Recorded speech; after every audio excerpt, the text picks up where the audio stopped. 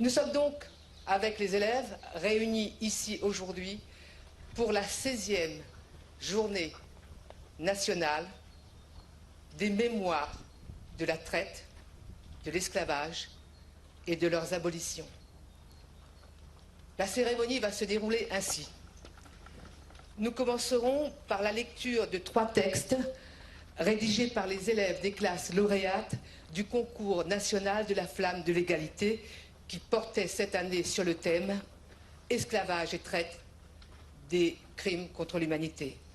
Puis nous entendrons un extrait du discours prononcé par Christiane Taubira lors de l'examen de sa proposition de loi devenue la loi du 21 mai 2001 portant reconnaissance de l'esclavage et de la traite comme crime contre l'humanité, voté définitivement par le Sénat il y a exactement 20 ans aujourd'hui, d'où l'institution de cette journée nationale. Le président de la République et le président du Sénat procéderont ensuite au dépôt d'une gerbe devant ce monument, ici, l'écrit par Fabrice Hibert pour commémorer l'esclavage. La cérémonie s'achèvera par la Marseillaise.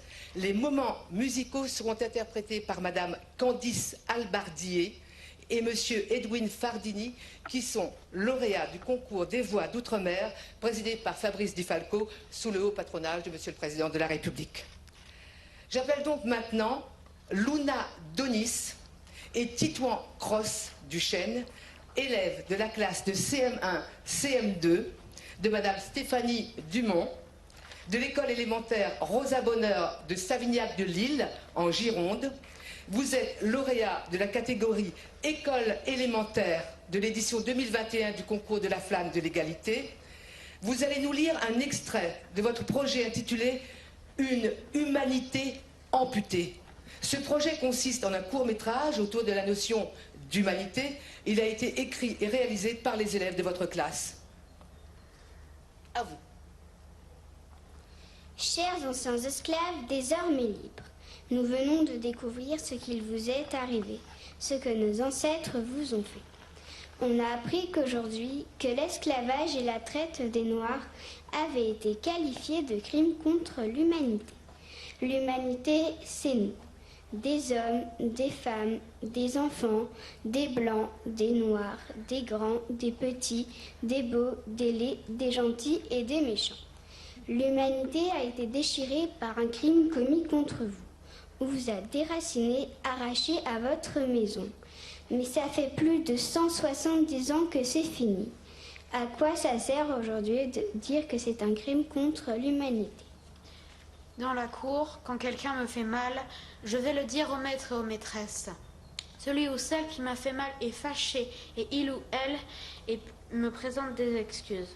J'ai encore un peu mal, mais je ne suis pas en colère. Je crois que c'est pour ça qu'on a dit que c'était un crime contre l'humanité. Personne n'a puni ceux qui avaient fait du mal. Personne ne vous a dit pardon pour tous les coups de fouet. En disant que c'est un crime contre l'humanité, on vous dit pardon. C'est notre manière de reconnaître les bêtises qui ont été faites. C'est un peu tard, mais comptez sur nous pour ne pas l'oublier. Merci beaucoup à tous les deux. Bravo à vos camarades de classe et bravo à votre enseignante aussi, bien évidemment.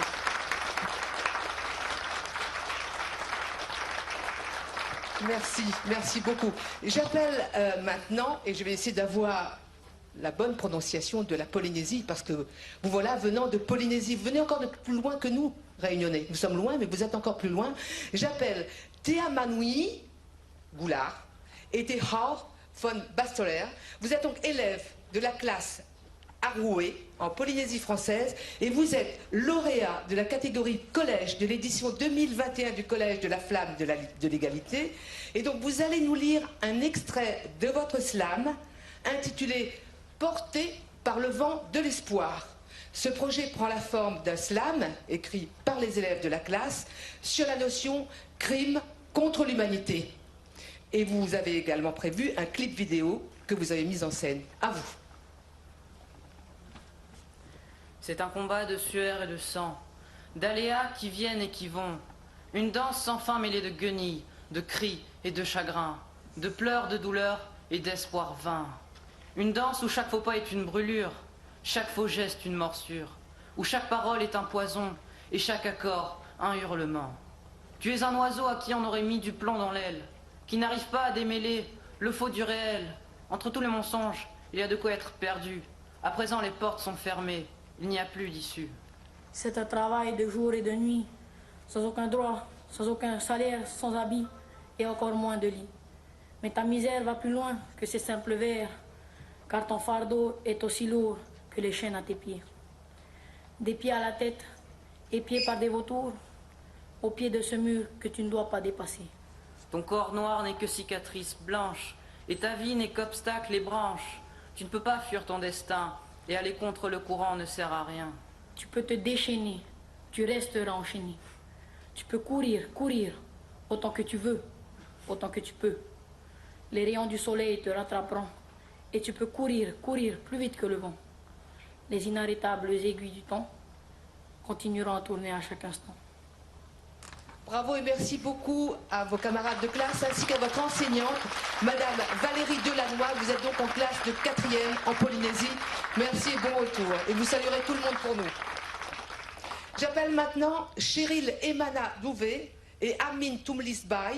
Vous êtes élèves de la classe de seconde professionnelle en catégorie animation, enfance et personnes âgées. Vos professeurs s'appellent Monsieur Lamri Louiba et Madame Annie Bouffier du lycée Émile Zola d'Aix en Provence. Et vous êtes donc lauréat de la catégorie du lycée de l'édition 2021 du concours de la flamme de l'égalité, comme vos camarades. Vous allez donc interpréter un extrait de votre production qui concerne Tromelin, cimetière marin corallien. Tromelin est une île au large de Madagascar et en 1761, il y a eu un naufrage. 80 personnes esclaves ont été abandonnées sur l'île de Tromelin, qui est une toute petite île de sable, pendant 15 ans. On vous écoute. Merci. Parti des côtes malgaches, un navire l'utile. Vogue sous le souffle des 12 alizés, à destination d'Île-de-France. À son bord parmi les marchandises, 160 esclaves achetés illégalement par le commandant, pour être votre grand d'Île-de-France. Juteux trafic que ce commerce de bois d'ébène. Le temps se gâte, les alizés sont balayés par un vent de tempête. L'orage, la foudre, la pluie battante, la houle furieuse fracasse le navire sur le récif de Tromelin qui sombre rapidement. Des noyades, des cris, des corps qui luttent pour gagner le proche rivage. Carnage, au matin on se campe, 90 morts, des corps meurtris, des âmes choquées, une cohabitation comme un apartheid, une durée son nom commence. Équipage, esclaves nord, on ne se mélange même pas sur les 3 blancs de sable corallien. On construit des abris, on organise la vie quotidienne, on récupère le bois du navire, les vivres, les outils. Bientôt on construit une embarcation avec le reste de l'utile pour rejoindre Madagascar, la grande île. Le mini-navire est bon pour naviguer, on le met à l'eau, le commandant commande, les officiers suivent. On promet aux esclaves de renier les chercher dans quelques semaines, quand on aura atteint les côtes malgaches ou toute terre habitée. Oui, on viendra vous chercher, n'ayez crainte, ce n'est l'affaire de quelques semaines. Le temps passe, aucune voile à l'horizon, on patiente, on espère, peut-être demain, une semaine, un mois, quand la saison des cyclones sera passée. Mais rien ne vient. Mais rien ne vient. Mais rien ne vient. Mais rien ne vient. Bientôt 15 années sont écoulées depuis le naufrage. De naufragés on devient malade, puis mort. Là où Robinson avait des forêts, de l'eau douce à volonté, un abri solide, un climat tempéré. Ici rien de tel, la chaleur est écrasante, les vivres sont restreints, le vent et le froid condamnent le permanent. On se nourrit d'œufs, d'oiseaux, de poissons, de tortues de mer, on boit l'eau de pluie, les traits se tirent, les corps maigrissent, les âmes divaillent. Tromelin, cimetière, marin corallien. Tromelin, cimetière, marin corallien. Merci beaucoup à tous les deux. Merci à vos enseignants, bien évidemment. J'en profite à ce stade pour remercier en votre nom tous les élèves qui ont participé à ce très beau concours de la flamme de l'égalité sous l'égide de la Fondation pour la mémoire de l'esclavage, les professeurs, sans qui rien ne serait possible, évidemment. Donc merci à vous tous. Bravo.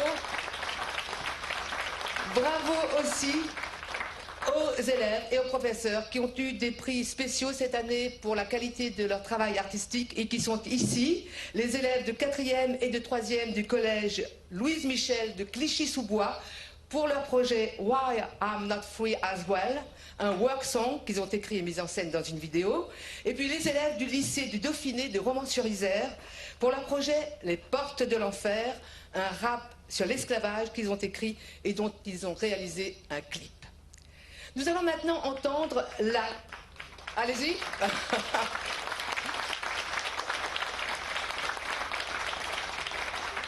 Merci beaucoup. Nous allons maintenant entendre la comédienne Yasmina Oyufat qui va nous lire un extrait du discours que Christiane Taubira a prononcé à l'Assemblée nationale le 18 février 1999. Yasmina Ouyoufat, à vous.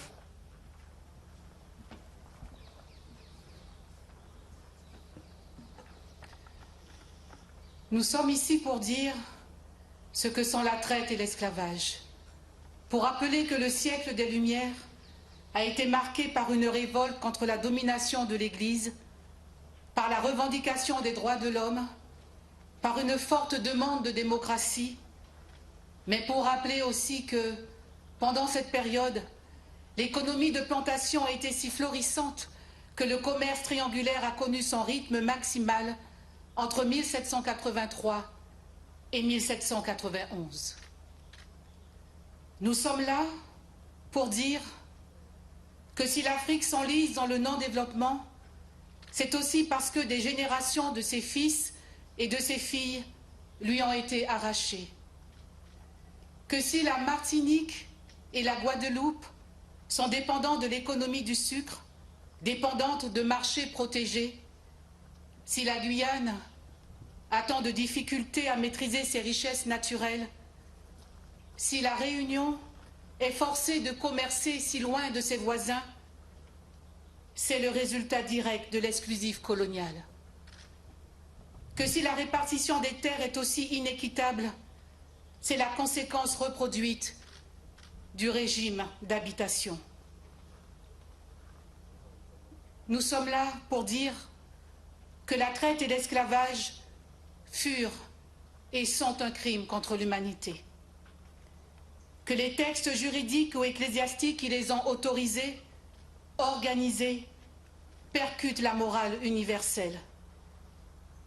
Qu'il est juste d'énoncer que c'est dans nos idéaux de justice, de fraternité, de solidarité, que nous puisons les raisons de dire que le crime doit être qualifié et inscrit dans la loi, parce que la loi seule dira la parole solennelle au nom du peuple français. Cette inscription dans la loi, cette parole forte, sans ambiguïté, cette parole officielle et durable constitue une réparation symbolique, la première et sans doute la plus puissante de toutes.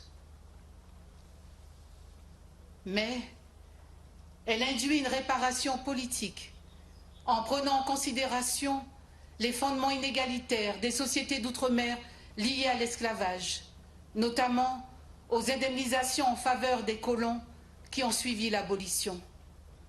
Elle suppose également une réparation morale qui propulse en pleine lumière la chaîne de refus qui a été tissée par ceux qui ont résisté en Afrique, par les marrons qui ont conduit les formes de résistance dans toutes les colonies, par les villageois et les ouvriers français, par le combat politique et l'action des philosophes et des abolitionnistes. Elle suppose que cette réparation conjugue les efforts accomplis pour déraciner le racisme, pour dégager les racines des affrontements ethniques, pour affronter les injustices fabriquées. Elle suppose une réparation culturelle, notamment par la réhabilitation des lieux de mémoire. Bien sûr, cela constitue une éruption un peu vive, un peu brutale, mais il y a si longtemps que nous frappons à la porte. Les Hang entrant Damas déjà hurlaient sans ressentiment. Je me sens capable de hurler pour toujours et contre ceux qui m'entourent et qui m'empêchent à jamais d'être un homme. Le dialogue semble amorcé, avec 1000 précautions, comme font ceux qui savent que souvent les mots charrient beaucoup plus que ceux qu'on leur confie, avec des préliminaires attentifs, car nous savons que nous avons tant de choses à nous dire. Mais nous allons cheminer ensemble dans notre diversité, parce que nous savons, parce que nous sommes instruits de la certitude merveilleuse que si nous sommes si différents, c'est parce que les couleurs sont dans la vie et que la vie est dans les couleurs. Et que les cultures et les dessins, lorsqu'ils s'entrelacent, ont plus de vie et plus de flamboyance. Nous allons donc continuer à mêler nos dieux et nos saints. Nous allons partager le kachiri et le sweli et nous allons implorer ensemble l'archange, Eshu, Gadou, Quetzalcoatl, Shiva et Mariema. Merci. Les mots de Christiane Taubira à l'Assemblée nationale en février 1999. J'appelle maintenant Candice Albardier et Edwin Fardini qui vont interpréter a cappella un air de musique traditionnelle de Guadeloupe, Éloi Oukawayagé, composé par Christine Aigle et Patrick Saint-Éloi.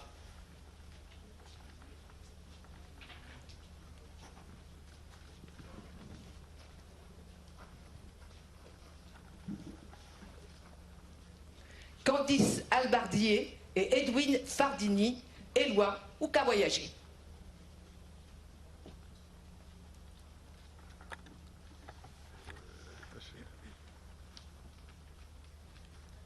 Moi commandez les répondez, moi crier les tambouillés, j'audis la mémoire, qu'à nourrir l'espoir, bénédiction du ciel et loi, si vous pouvez voyager, loi.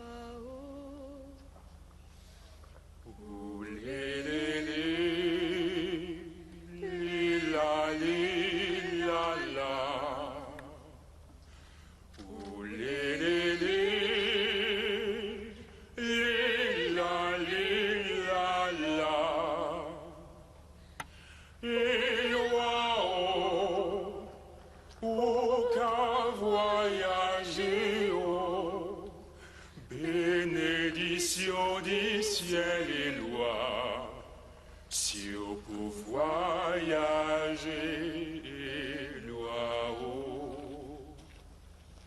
et loi pour nous paie pas toujours. L'espoir, c'est ça qu'arrêtez-nous. Les nous perdons aux amis, on fouet, on l'amour. Rend chemin la tibre pli doux, pour attendre nous voir un jour. Ouh, li la la. Ouh, li la la.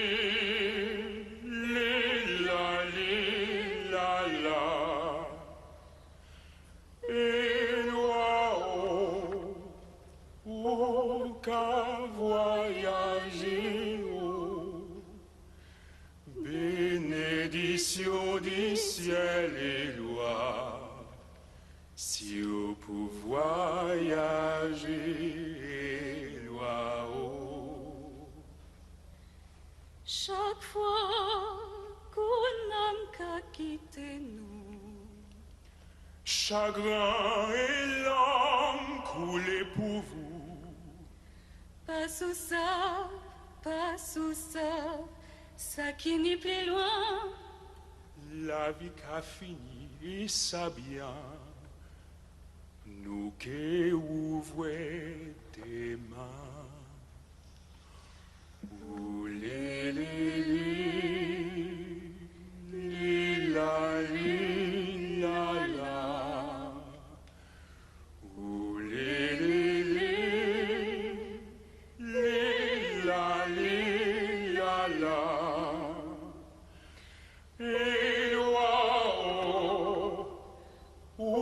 qu'à voyager,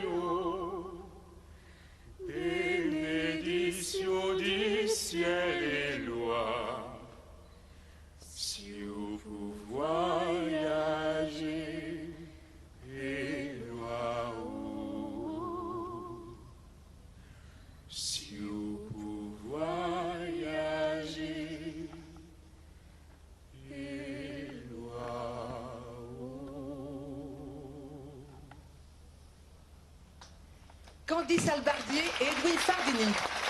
Éloi, pour qu'à voyager. Merci beaucoup. Mesdames et messieurs, nous vous prions de bien vouloir vous mettre debout. Vous êtes pour la plupart déjà debout. Nous allons assister maintenant à la cérémonie du dépôt de gerbe par Monsieur le Président de la République et Monsieur le Président du Sénat.